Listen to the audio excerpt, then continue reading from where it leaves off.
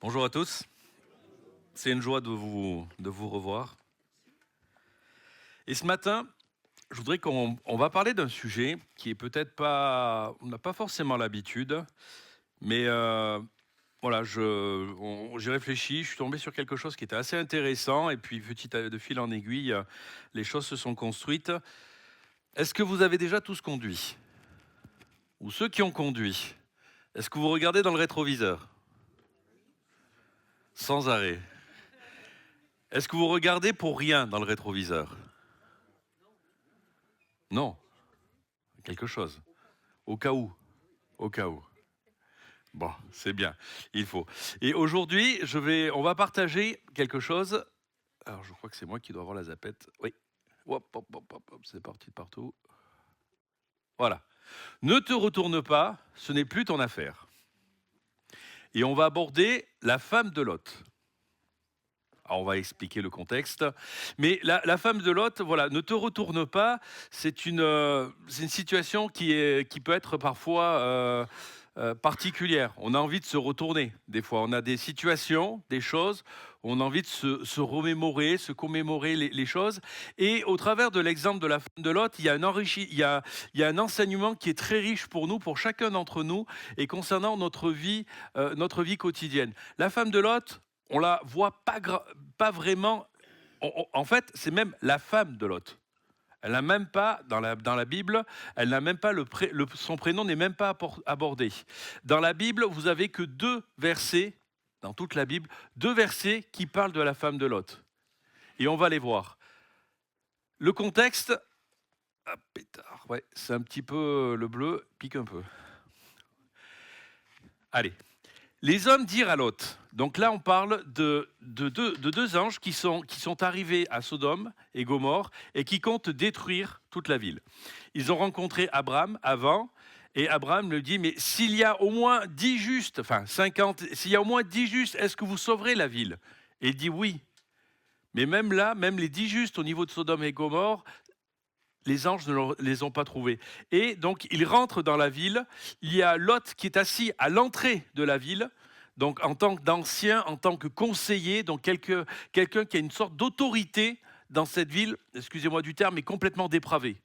Il y a des choses qui ne sont plus par rapport à Dieu. Il n'y a pas de respect de Dieu, il n'y a pas la loi de Dieu. Et quand il n'y a plus ça, le règne des hommes pécheurs est vraiment présent.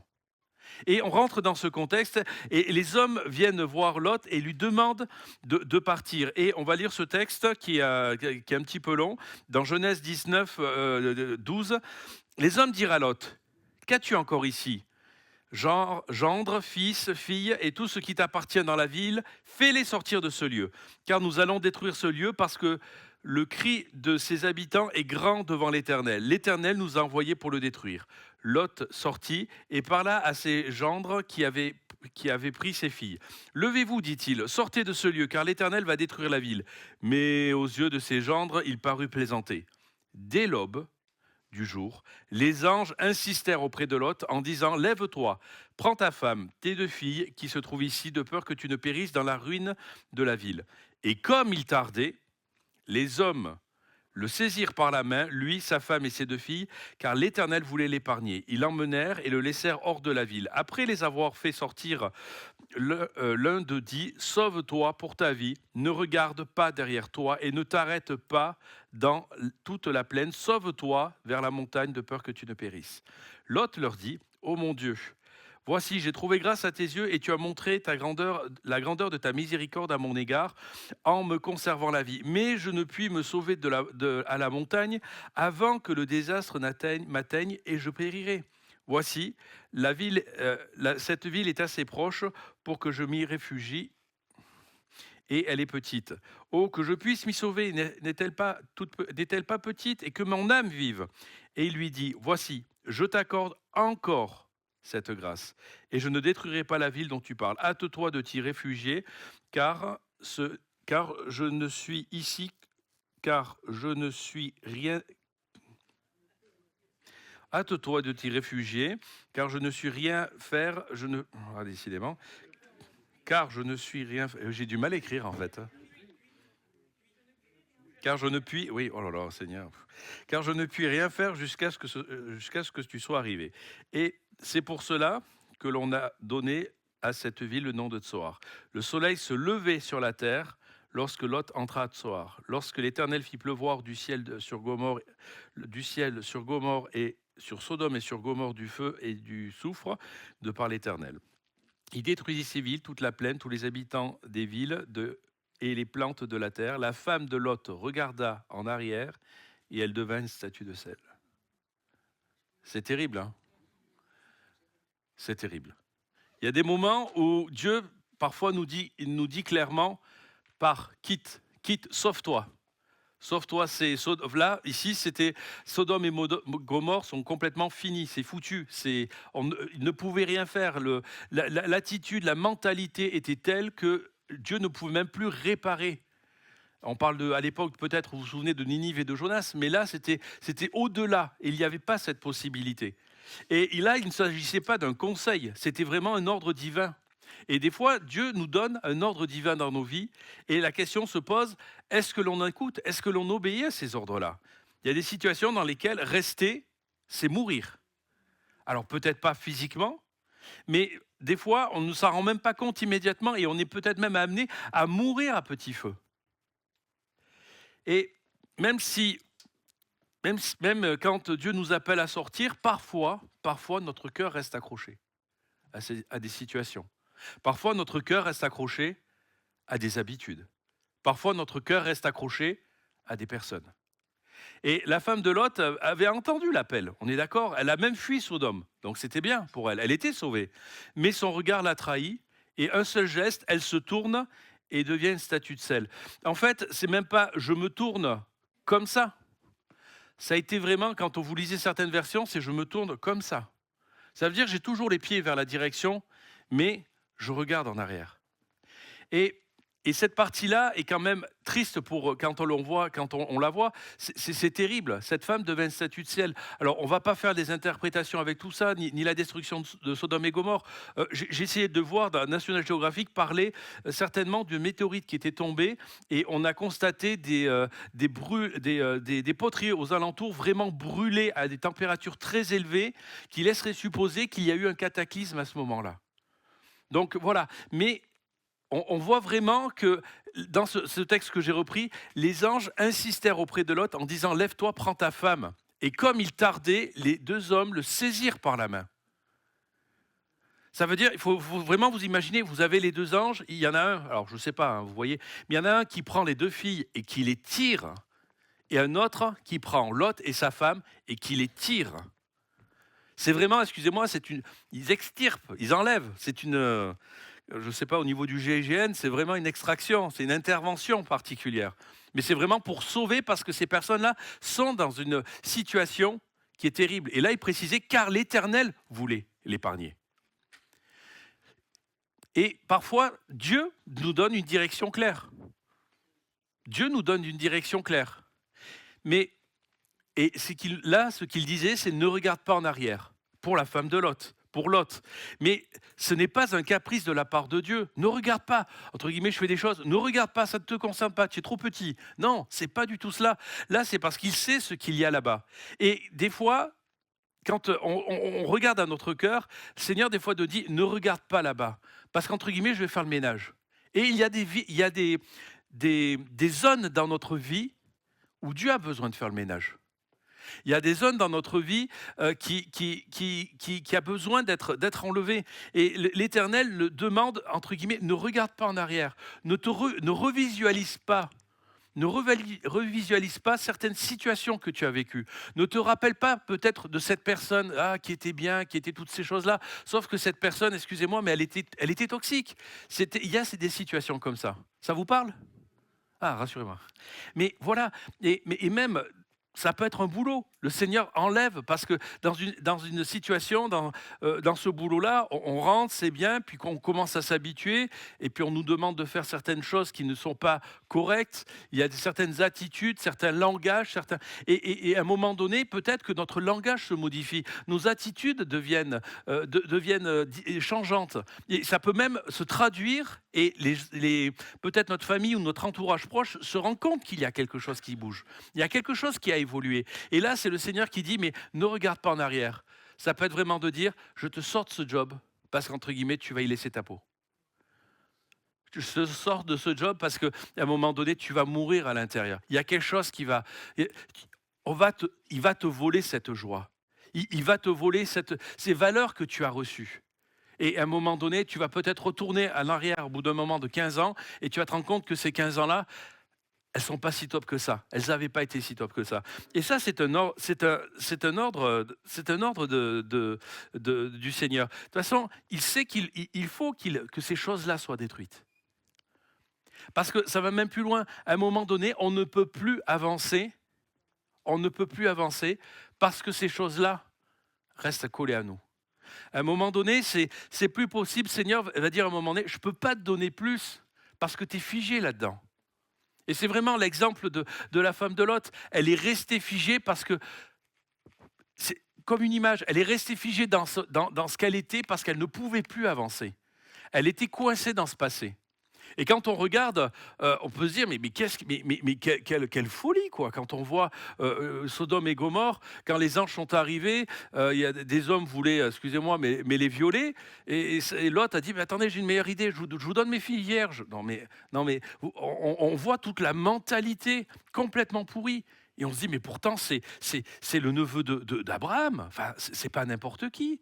C'est le père des croyants, le père de la foi. Il y a quelque chose qui s'est passé. Et quand on regarde, on peut blâmer la femme de Lot, mais pour deux raisons. Elle a désobéi, elle a clairement désobéi à Dieu. C'était ne te retourne pas, c'était pas un conseil, c'était un ordre.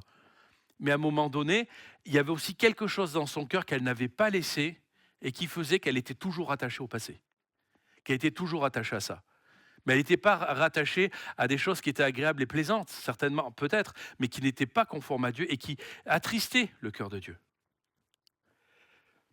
On peut voir aussi Lot, sa responsabilité. Lot était avec Abraham et ça se passait relativement bien. Il y avait par contre les bergers qui se disputaient entre les uns et les autres au niveau des puits. Et Abraham a demandé, voilà, choisis ce que tu veux. Et il y avait les montagnes, et puis il y avait la plaine du Jourdain. Et Lot a décidé d'aller là-bas, parce que c'était plus intéressant pour lui, mais il savait très bien qu'il y avait aussi Sodome et Gomorrhe. Et on voit petit à petit dans le texte, il était pas très loin de Sodome et Gomorrhe, mais c'est pas grave, j'y suis pas très loin, j'y suis pas. Seigneur. Non mais attends, Seigneur, c'est évident, ça craint quoi. Mais quand on commence à lire la parole de Dieu, on a les rois de Babylone viennent prendre en esclavage Sodome et Gomorrhe. Mais Abraham a dû intervenir, pourquoi? Parce qu'à un moment donné, Lot a été pris avec Sodome et Gomorrhe. Ils avaient été kidnappés aussi. On peut supposer qu'ils n'étaient pas si éloignés que ça de Sodome. Et il y a quelque chose qui s'est rapproché. Ah ben ça c'est pas si grave, oh, ben on les connaît, alors on leur dit bonjour, mais non, mais ils sont quand même calmes, on comprend, on peut atténuer les situations. Bah, vous savez, vu ce qu'il a vécu, c'est peu compréhensible, mais ça rentre dedans. Et à un moment donné, même les anges viennent le voir, c'est étonnant, il habite à Sodome et il est même à la place des anciens pour donner des jugements et pour juger au niveau de la ville. Là, il n'a plus d'excuses. Hein. Vous voyez ce que je veux dire? C'est que les choses ont progressé petit à petit. Et des fois, le diable nous amène pas quelque chose, enfin, nous plonge pas des fois dans des situations qui sont, excusez-moi, vraiment terribles ou avec des conséquences lourdes d'un seul coup. Les choses vont petit à petit. Les choses vont petit à petit. Et à un moment donné, quand on lève les yeux ou quand le Seigneur nous parle, si on a de la chance, on voit dans quel état on est. Là, je vous dis si on a de la chance, parce qu'à un moment donné, les anges ont dû les saisir. C'était à l'aube. Et je ne sais pas si vous avez fait attention au texte, mais il parle qu'à un moment donné, il détruisit au niveau de la plaine, c'est le soleil se levait sur terre. le soleil se leva. Donc ça veut dire qu'à l'aube, quand ça commençait, ils étaient encore dans la ville. Ça veut dire que le jugement de Dieu allait arriver, mais ils étaient encore là. Et toute cette partie que Lot, entre guillemets, que Lot soit à l'intérieur de Sodome et Gomorrhe, la mentalité a complètement changé.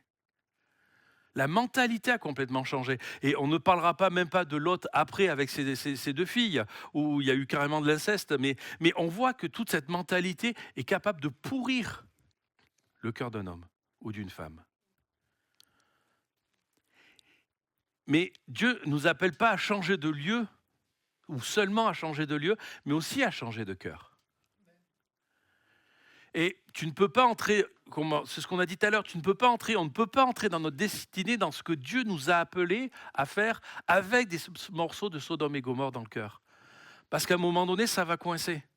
Parce qu'à un moment donné, Dieu va vouloir faire une action et ça ne va pas pouvoir aller plus loin. Non pas parce qu'il n'est pas tout-puissant, mais c'est que, comme j'ai bien aimé, Jean-Baptiste, dans sa prière, parlait de dire, Seigneur, que vraiment que l'on puisse aspirer, que l'on puisse recevoir pleinement de Dieu. C'est une prière qui est vraiment magnifique. Seigneur, que l'on reçoive tout cela. Mais à un moment donné, excusez-moi, mais si on reçoit cette pluie, mais qu'on a un petit parapluie qui protège une certaine partie, elle ne sera pas mouillée, elle ne sera pas bénie. Et ça continuera. Et je suis désolé, mais ça va même gangréner les choses.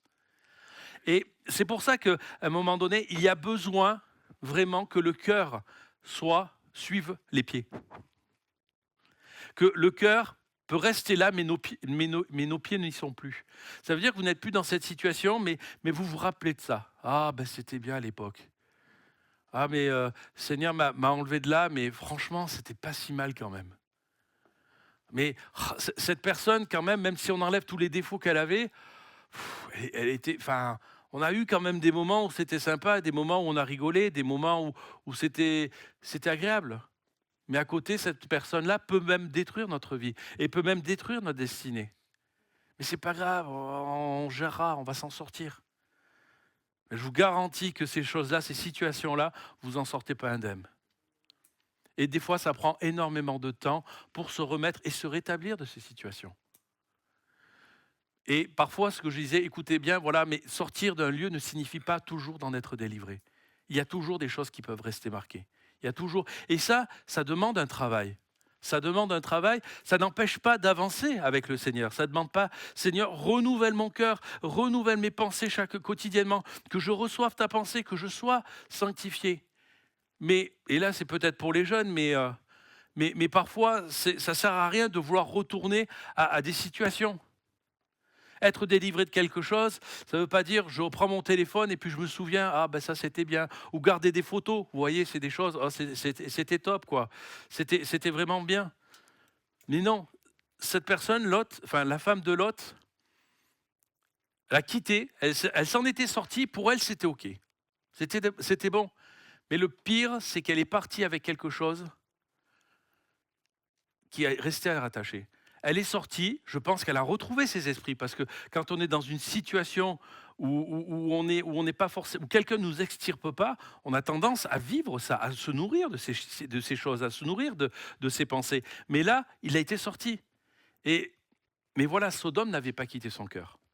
C'était une sorte de, excusez-moi, mais de jardin secret. Je garde ça, ah c'est mon petit jardin, je me fais plaisir avec, c'est tout bien, c'est tout mignon, puis c'est pas si grand chose, voilà, elle avait vécu des choses partagées, mais voilà, mais le Seigneur lui a dit clairement dit, c'est pas pour vous. C'est pas pour vous parce que je vais carrément le détruire. Donc c'est pas possible, c'est pas pour vous. Et voilà, mais là c'est peut-être plus pour les jeunes, mais un parallèle. Ça peut être par rapport à une relation particulière. C'est fini, Seigneur, mais je garde cette playlist. Ah, c'était bien ces chants-là. Ah, je m'en souviens. On les écoutait ensemble. Ah, ben, je garde les messages. Alors, excusez-moi, je garde les parfums, je garde les textos au cas où, voilà, quand je me sens pas bien, je gratouille un peu là-dedans et ça me fait un peu plus de bien. Oui, mais on gratouille ce qui est toxique, hein.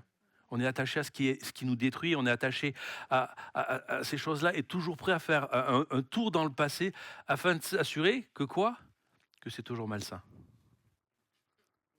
Que c'est toujours malsain. Ouais, on a bien fait de partir. Ou le Seigneur a bien fait de m'en aller. Ouais, mais tu as pas besoin d'aller creuser là-dedans. Tu sais que c'est malsain. Ça veut dire que ça revient dans ta pensée, ça te pourrit. Et tu repars en arrière. Et c'est ça qui est compliqué. Le Seigneur ne nous demande pas. Et Dieu n'a pas de plan. Non, ça, je ne l'avais pas noté. Mais Dieu n'a pas de plan pour une version de toi qui se nourrit de flashbacks émotionnels. Ça, je l'ai travaillé, j'étais content. Tu vois, c'est pas trop mal. Non, mais les flashbacks émotionnels, oh, on se souvient, non pas des bons moments, ce qui est normal, on a le droit de se souvenir quand même, rassurez-vous. Hein. Mais là, le Seigneur disait, non, là, tu quittes parce que c'est une situation qui n'est pas bonne. Et là, on doit couper. Et des fois, couper, c'est pas forcément évident. Parce que quand on est des fois embué dans des situations d'embué avec des personnes qui peut-être même nous manipulent, on se retrouve là et pour en sortir, il faut retrouver ses esprits. Il faut retrouver sa pensée, il faut retrouver, excusez-moi, même sa personnalité. Et tout ça, ça demande du travail. Tout ça, ça demande peut-être d'être accompagné. Mais le Seigneur doit être au centre de ce rétablissement. J'avais une anecdote et je voulais noter, mais voilà, c'était une femme par exemple qui était comme qui est à l'aéroport. Elle est prête à embarquer pour une nouvelle vie à l'étranger. Bon, ça peut parler à certains. Avait rêvé de ce voyage pendant des années. Voilà, c'est un nouveau départ, un nouveau travail, un futur promoteur. Bref, tout va bien. Mais lorsqu'elle arrive au comptoir de l'enregistrement, elle avait tellement de valises qu'on lui dit ben, Madame, vous ne pouvez pas embarquer avec tout ça. Il faut choisir ce que vous laissez derrière, sinon vous ne pouvez pas partir. Et elle a commencé, cette personne, à discuter, même à pleurer pour faire, vous voyez, le chichi, oh, c'est terrible et tout. Mais dans ses valises, il y avait des souvenirs, des objets anciens, des vêtements qu'elle ne portait plus même.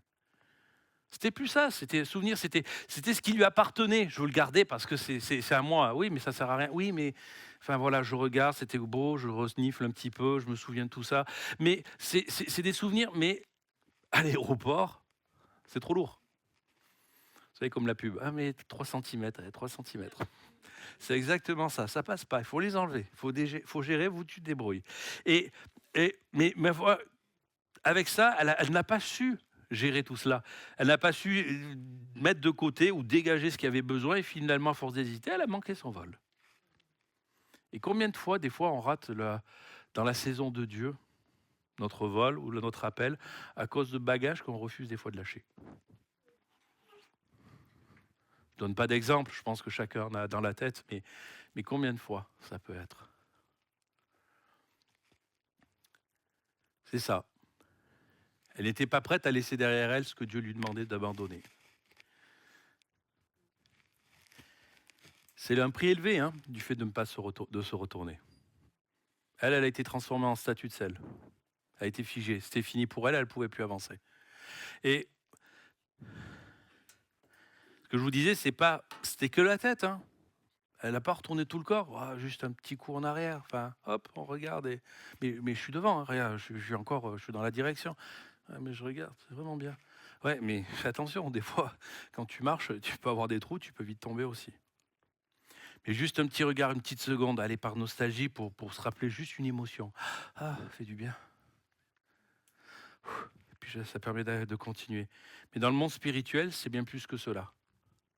Dans le monde spirituel, c'est pas une petite émotion.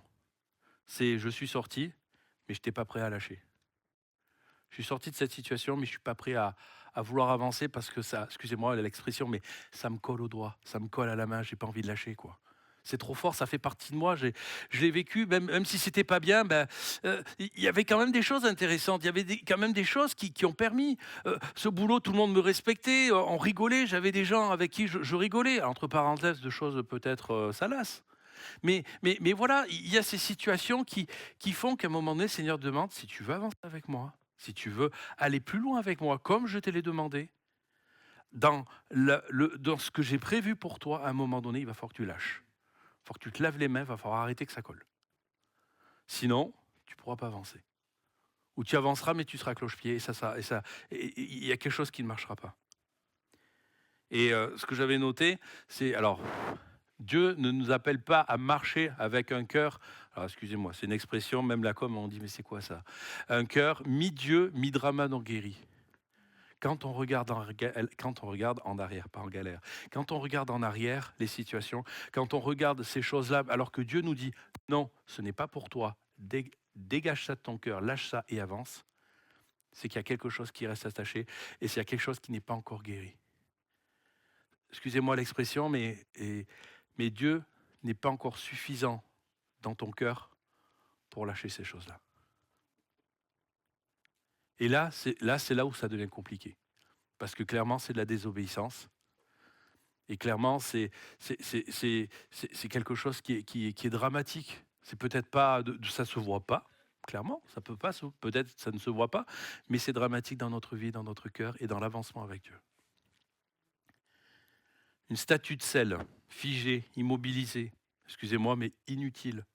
Les émotions sont figées, les choses sont passées et ça reste là, on reste là-dedans. Quand on regarde en arrière, on se fige, il n'y a plus de mouvement, il n'y a plus de transformation. Et c'est même dramatique parce que beaucoup sont en Christ, mais sont bloqués des fois aussi à cause d'un regard en arrière.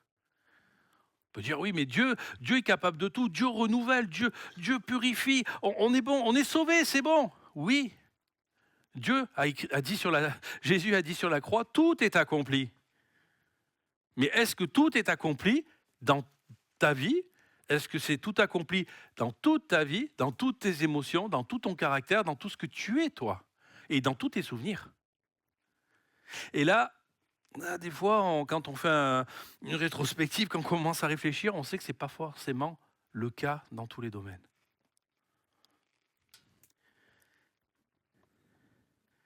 Et ce qui est terrible, c'est qu'elle reste bloquée émotionnellement dans tout ce qu'elle devait laisser mourir et elle est devenue même un monument de regret. C'est clair de dire, c'est vraiment un monument de regret. Et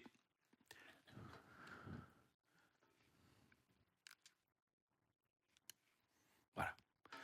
Elle reste bloquée, voilà, dans ce que, émotionnellement, dans ce qu'elle devait laisser mourir. Elle est devenue un monument de regret, comme lorsque l'on garde une émotion, une relation toxique, vivant dans notre tête, par pur attachement émotionnel. Le mot fantasme. Des fois, on idéalise des choses qui étaient avant. Ah, c'était bien, j'étais top, j'étais waouh. Puis non, mais c'est stop, on arrête. Seigneur, demandant, concentre-toi sur ce que je t'ai donné et concentre-toi sur ce que je prévu pour toi.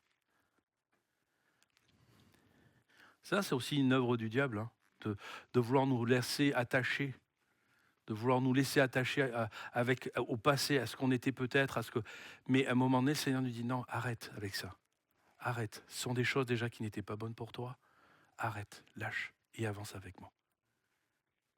Il n'y a pas besoin de ça.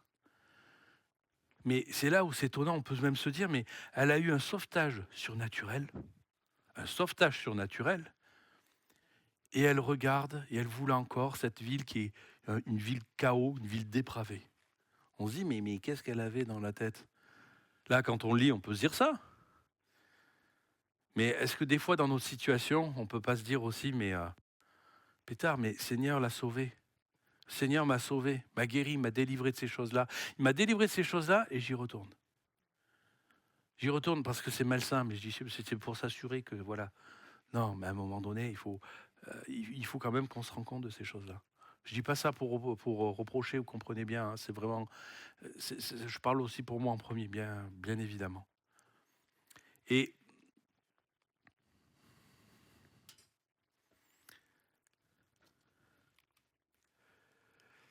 c'est parfois pas forcément, voilà, évident. Là, c'est clairement un ange à l'arrache du feu et te sauve. Et toi, des fois, on se retourne pour dire au revoir au feu que j'ai aimé, au revoir ce qui va être détruit. Ça peut être un exemple, hein. Merci Seigneur de m'avoir sorti de cette relation. Merci parce que je savais pas comment m'en sortir. Mais Seigneur, quand même, t'as vu ses épaules? C'était bien, hein.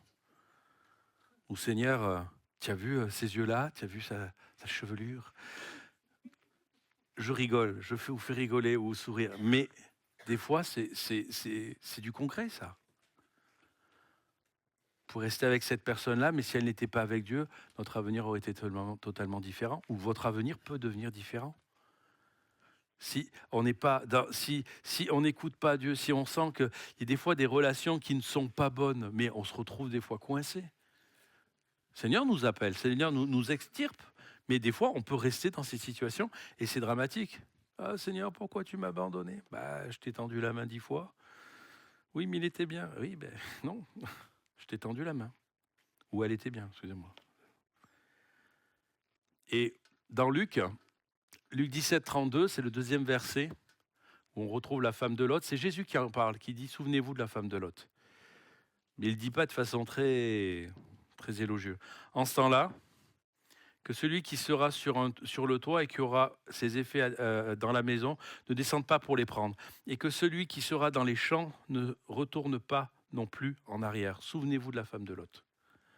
Celui qui cherchera à sauver sa vie la perdra, et celui qui la perdra la retrouvera. Je vous le dis, en cette nuit-là, de deux personnes qui seront dans un même lit, l'une sera prise et l'autre laissée. De deux femmes qui moudront ensemble, l'une sera prise et l'autre laissée. Et de deux hommes qui seront dans un champ, l'un sera pris et l'autre laissé. Il ne parlait pas juste d'elle, bien évidemment, vous l'avez compris, il parlait aussi de nous. C'est un avertissement aussi pour tous ceux qui marchent vers la promesse de Dieu. Parce que là, on parle de l'avènement de l'Église. L'un qui reste sur le champ, c'est celui qui a décidé de ne pas croire, et celui qui a cru et qui reste et qui garde espoir, qui a la foi en Dieu, sera enlevé. Mais la question peut se poser, mais attention, si on garde nos yeux dans le passé, si parfois on garde ces choses-là, ça peut être compliqué. Ça peut être très compliqué. Et on aura des comptes à rendre. On aura des comptes à rendre, je ne veux pas vous faire peur, mais c'est une réalité, des fois il faut l'entendre. Et Seigneur, quand on aura des... on me dit arrête. Mais c'est important, ces choses-là. La conclusion, rassurez-vous. Dieu t'appelle à avancer, mais tu dois décider. L'invitation, elle est là. C'est comme je frappe à la porte. Je frappe à la porte. Si quelqu'un entend et ouvre la porte, alors je rentrerai, je souperai avec lui. Et je vais vous laisser sur cette réflexion, c'est qu'est-ce qu'on va laisser derrière nous aujourd'hui? Qu'est-ce que vous devez laisser derrière vous aujourd'hui? Vas-tu regarder en arrière ou garder les yeux fixés sur ce que Dieu met devant toi? Ça, c'est une proposition de Seigneur. Est-ce qu'on reste encore les yeux en arrière ou est-ce qu'on garde les yeux fixés sur ce que Dieu nous a promis? Voilà, ce matin, c'est une expression, mais c'est le temps de déposer les valises. Déposer ce qui est peut-être un peu trop lourd à porter et puis ce qui n'est pas bon pour le service de Dieu et pour la vie que l'on veut vivre avec Dieu pleinement. Il est temps de dire aussi adieu à Sodome et il est temps aussi de plus retourner. C'est pas évident, hein? Mais Seigneur, si je retourne une fois la tête, je te demande pardon. Puis ça peut être tous les jours, puis d'un coup ça peut être tous les 2 jours, puis tous les 3, puis les 6, puis tous les mois, et puis à un moment donné on laisse tomber parce que ça ne vient plus.